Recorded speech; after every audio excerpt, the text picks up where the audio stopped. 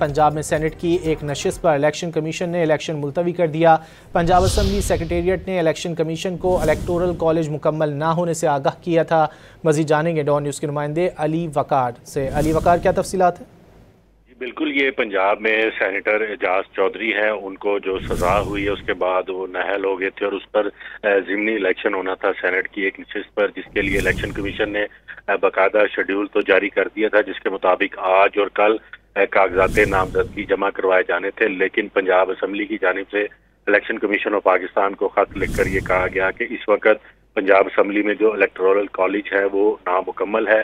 बहुत सारे मेंबरान जो हैं वो बैरून मुल्क हैं, जिसकी वजह से वो अपना वोट कास्ट नहीं कर सकते। इसलिए इलेक्शन कमीशन जो है चंद रोज के लिए इलेक्शन को मुलतवी कर दे, जिस पर इलेक्शन कमीशन ऑफ पाकिस्तान ने बाकायदा पंजाब असम्बली की जो दरख्वास्त है उसको मंजूर करते हुए इलेक्शन कमीशन का जो शेड्यूल था सेनेट की एक नशिस्त पर उसको मुअत्तल कर दिया और इस हवाले से आगाह किया है कि जल्द ही जो नया शेड्यूल है इलेक्शन के हवाले से वो जारी किया जाएगा, जिसके बाद पंजाब में ये जो सेनेट की एक सीट पर इलेक्शन होगा वो बुनियादी तौर पर सादा अक्सरियत के फार्मूले पर ये इलेक्शन होगा। वैसे आम रूटीन में जो भी सेनेट का इलेक्शन होता है वो कोटे के हिसाब से होता है, जिसमें हर एक सीट के लिए कमोबेश 74 वोट जो है वो होना लाजमी होते हैं। ताहम ये एक सीट और इस एक सीट पर सादा अक्सरियत के फार्मूले के मुताबिक इलेक्शन का इनेकाद होना था, लेकिन पंजाब असम्बली ने बताया कि वहां पर इस वक्त बहुत सारे मेंबरान जो हैं वो बैरून मुल्क हैं, इसलिए इलेक्शन को पोस्टपोन कर दिया जाए और इलेक्शन कमीशन ने उसका बाकायदा नोटिफिकेशन जारी कर दिया है। जी, बहुत शुक्रिया अली वकार इन तफसीलात के लिए।